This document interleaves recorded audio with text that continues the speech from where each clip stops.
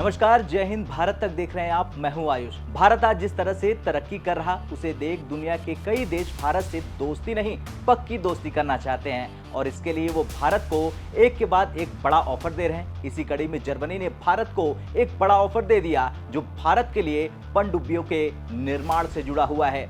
ये offer Germany और भारत के बीच रक्षा साझेदारी को एक नए मुकाम पर ले जाने वाला है। दरअसल इस ऑफर के तहत जर्मनी भारतीय पनडुब्बियों के निर्माण में 60% स्वदेशी सामग्री के इस्तेमाल पर जोर दे रहा। ये न केवल भारत के स्वदेशी रक्षा उत्पादन को बढ़ावा देगा, बल्कि दोनों देशों के बीच ये रक्षा तकनीक का आदान प्रदान और भी मजबूत हो जाएगा। जर्मनी अब तक जो कि अपने कठोर रक्षा नियमों के लिए जाना जाता था, इस बार अपनी नीतियों में बदलाव करते हुए भारत के साथ एक बेहतर और बेहद सकारात्मक रुख अपना रहा है। इस कदम से यह स्पष्ट होता है कि जर्मनी भारत के साथ अपने संबंधों को मजबूत करना चाहता है और रक्षा क्षेत्र में इस साझेदारी को और मजबूती से बढ़ाना चाहता है। बता दें, भारत का प्रोजेक्ट 75 परियोजना एक विशेष और महत्वपूर्ण रक्षा प्रोजेक्ट है, जिसके तहत भारत अत्याधुनिक पनडुब्बियों का निर्माण कर रहा। इस प्रोजेक्ट का मकसद भारत की समुद्री सीमाओं की सुरक्षा को और मजबूत बनाना है। इस प्रोजेक्ट में कई देश रुचि दिखा रहे हैं और इसमें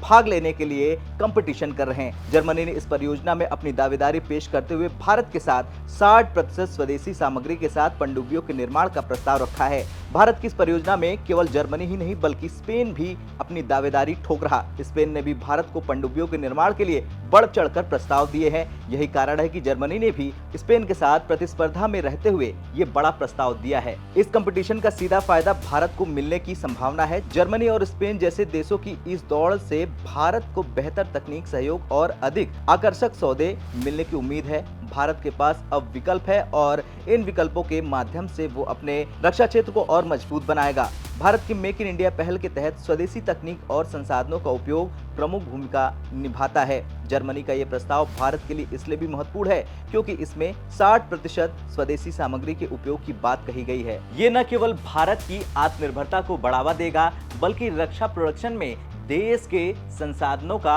अधिकतम उपयोग सुनिश्चित करेगा। भारत और जर्मनी के बीच रक्षा सहयोग नया नहीं है। दोनों देशों ने कई दशकों से एक दूसरे के साथ मिलकर काम किया है। विशेष रूप से रक्षा उपकरणों और तकनीकी क्षेत्र में जर्मनी की उन्नत तकनीकी विशेषज्ञता और भारत की बढ़ती रक्षा आवश्यकताओं ने इस सहयोग को और अधिक प्रासंगिक बना दिया है। खैर, अंत में ये कहना कहीं से गलत नहीं हुआ कि जर्मनी का ये प्रस्ताव भारत के लिए कई मायनों में महत्वपूर्ण है। ये न केवल पनडुब्बियों के निर्माण के लिए तकनीक सहयोग प्रदान करेगा, बल्कि भारत के स्वदेशी रक्षा उत्पादन को भी एक नई दिशा देगा। आपका क्या कुछ कहना है?